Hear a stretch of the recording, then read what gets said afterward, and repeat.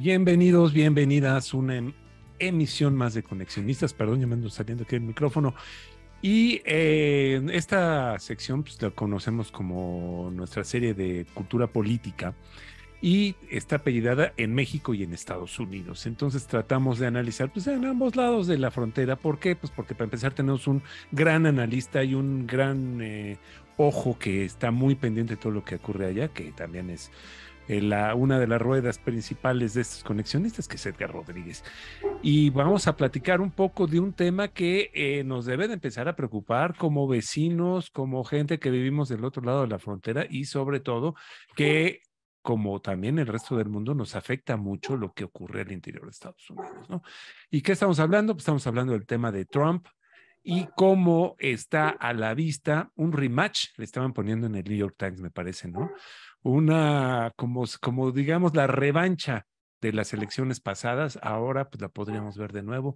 Trump contra Joe Biden. Y bueno, está con nosotros Alejandro Envila. ¿Cómo estás, Alejandro?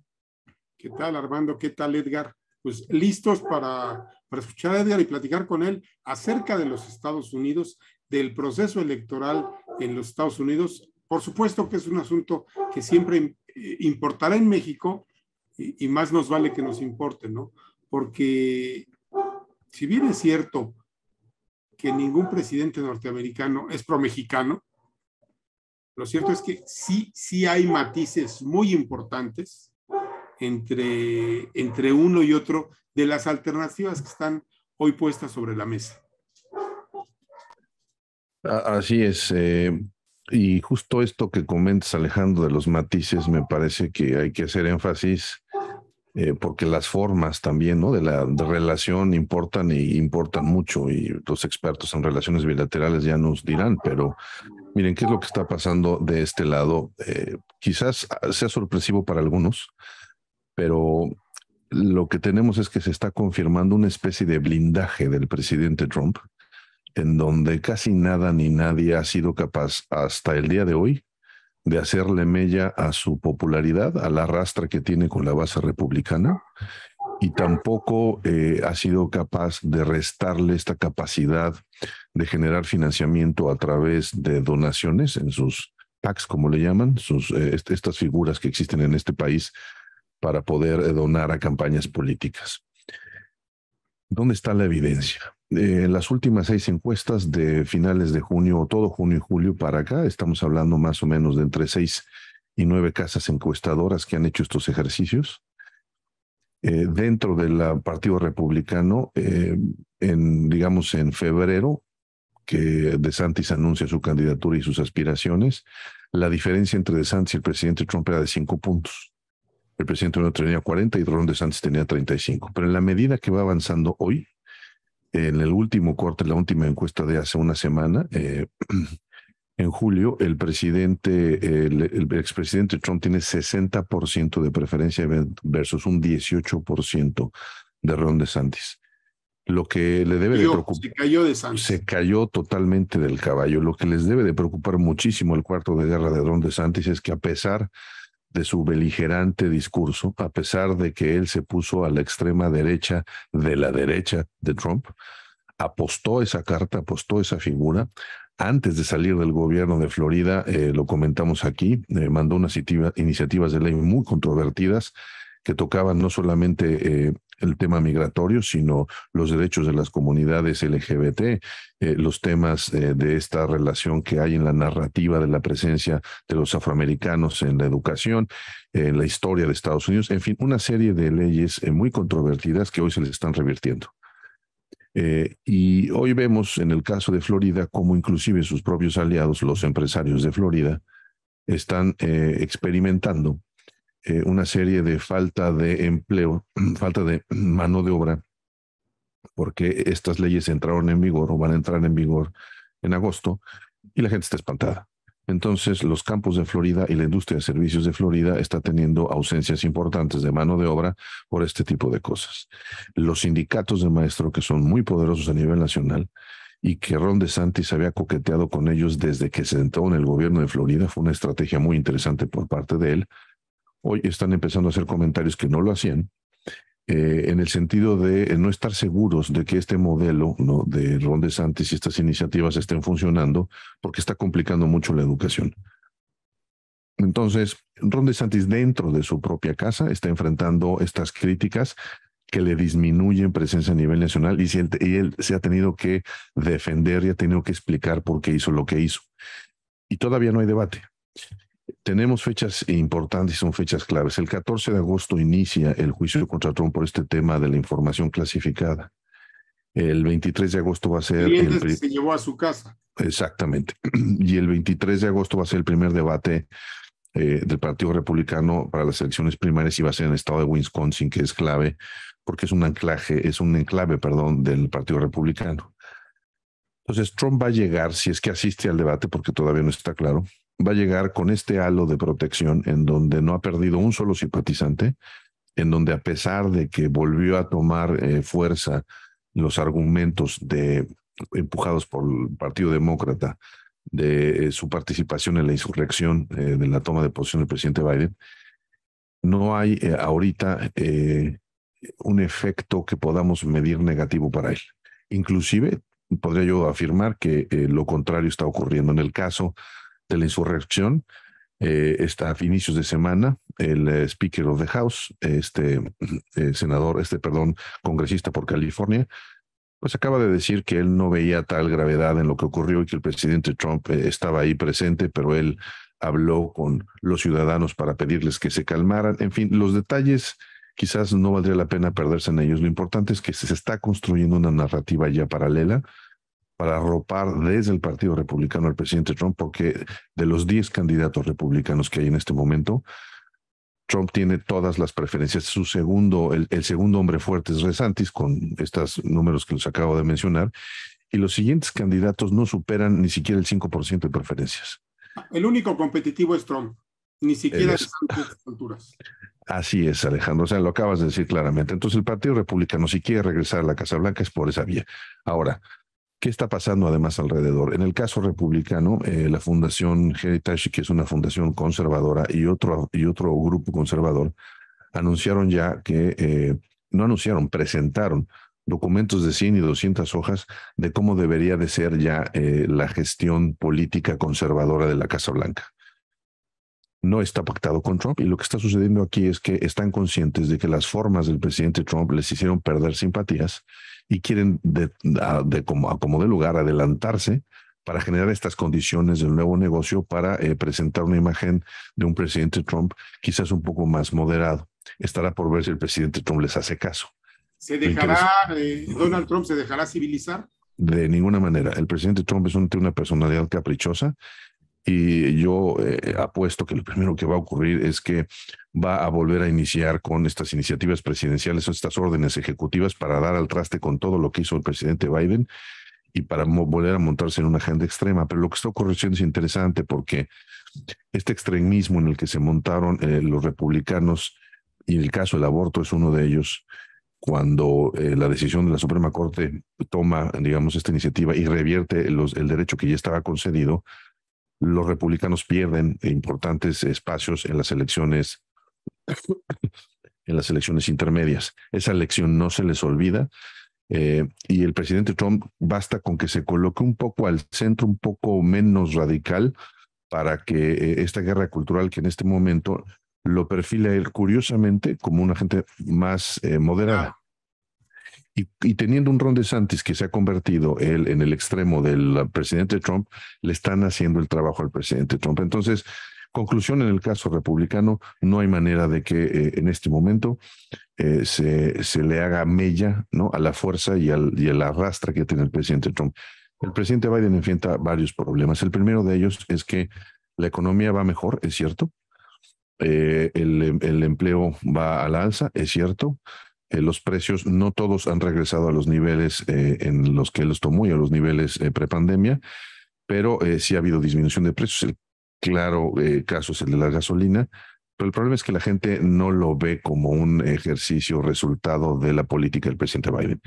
Y la última gira del presidente Biden se ha encargado de tratar de hacer ver esto a la fuerza trabajadora, y no le compran este mensaje. El presidente Biden también enfrenta al interior, no de su partido, pero sí de un grupo de expolíticos bipartidistas que crean un grupo que se denomina Sin Etiqueta. Y este grupo lo que busca y el mensaje que está enviando es que están hartos de una posible reedición de Trump contra Biden, que el país necesita otra candidatura y han deslizado la posibilidad de que haya un tercer candidato independiente que canalice, ¿no?, esta frustración. No ha habido hasta la fecha una muestra interesante y medianamente inteligente de algún tipo de agenda de propuesta de este grupo. Más bien lo que han sido son anuncios en medios y rumores al interior del Partido Demócrata. Este es un grupo en donde está presente el senador por Virginia, Joe Manchin, que se ha convertido en un dolor de cabeza para el presidente Biden. Ha votado iniciativas en contra del Partido Demócrata y es un negociador muy importante para el presidente Biden del Congreso. Entonces, lo que está pasando aquí es que eso debilita todavía más la postura del presidente Biden, porque si sale un tercer candidato, en el peor de los escenarios que esto ocurriera, lo único que va a pasar es que le van a quitar votos a los demócratas, porque hoy los demócratas justamente están tratando de ir por ese electorado que aún no se define, por ese electorado que no está seguro de querer el extremismo del presidente Trump, pero que tampoco está convencido de lo que está haciendo toda esta izquierda que ellos califican como woke, que no toda es así. Entonces, estos son los elementos que están ahí en donde, para terminar mi comentario, lo que tenemos es que hay una guerra, hay una especie de cruzada moral en términos de la apuesta republicana por estas posiciones extremas. Las últimas decisiones de la Suprema Corte así lo indican.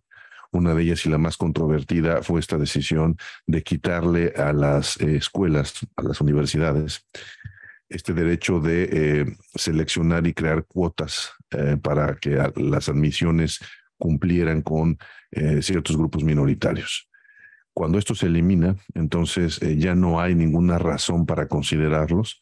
Y esto puede desencadenar, digamos, el regreso de los Estados Unidos a los niveles de segregación importantes que teníamos en la década de los 60, aunque tampoco funcionaban. Pero en estas condiciones, la postura de cualquier movimiento conservador es que no van a permitir bajo ninguna circunstancia que esto que ellos llaman la izquierda, para mí equivocadamente, vuelva a regresar a la Casa Blanca. Entonces, esto ya se ha convertido en una guerra de subsistencia, es una guerra en donde si tú ganas, yo muero. Y esto lleva a posiciones extremas, y a posiciones extremas, pues entonces lo que vamos a tener es que va a haber mucho más radicalización en toda la agenda. Finalmente, ¿qué puedo concluirles con esto? Que esto está marcando una manera de entender la disputa política que puede reflejarse en México, que puede marcar tendencia. Y si eso ocurre, si el presidente Trump gana las elecciones, o si vemos que es el fuerte digamos, en la contienda, pues entonces esto también manda señales a las corcholatas y a los suspirantes, digamos, del movimiento opositor, porque entonces ya se convierte en un elemento para ser considerado en la propuesta, digamos, que cualquiera de ellos haga, así como el tema migratorio y el tema de la agenda con México, de nuevo, y esto ya lo hemos dicho aquí muchas veces, va a formar parte de esta agenda, sobre todo republicana, y creo que ustedes dos lo han mencionado claramente, en donde México va a ser piñata de la política de Estados Unidos. Eso es lo que tenemos hasta ahora. Oye, rápidamente, ¿no tenemos algún demócrata que levante la mano, un demócrata que resalte, uno que diga, pues puede ser la alternativa al presidente Biden? No, hay dos candidatos ahorita que levantaron la mano. Uno es tiene este linaje Kennedy, el hijo del ex senador, que ha sido muy controvertido, que él mismo se ha desdicho, que se manifestó en contra de las vacunas y todo esto que ya conocemos. Este personaje tiene el 16% de las preferencias y el presidente Biden con mucho lo supera. El presidente Biden tiene alrededor del 60% de las preferencias, y hay otro personaje que es de apellido Williamson, que no pinta, tiene 5% de las preferencias. La respuesta es no, y aunque saliera ahora, construir una candidatura en este momento es complejo, no tanto en términos de las ideas, sino en términos de proyección nacional que le permita estar presente, digamos, en el imaginario colectivo, y sobre todo reunir dinero para su candidatura. se ve altamente complicado, Armando. Perdón, no hay entonces, en tu opinión, pregunto, más que la reedición de la disputa electoral Trump-Biden. Eso es lo que se viene. En esas condiciones, la pregunta sería, ¿hacia dónde se van a mover los electores que no están casados ni con los demócratas ni con los republicanos? ¿Hay algún indicio que nos permita suponer hacia dónde se pueden mover los switchers? Yo creo, Alejandro, que esta parte del electorado está cansado de los extremos. Si Ron DeSantis se mantiene y se convierte en este fantasma de amenaza extrema, para ellos el candidato va a ser Trump.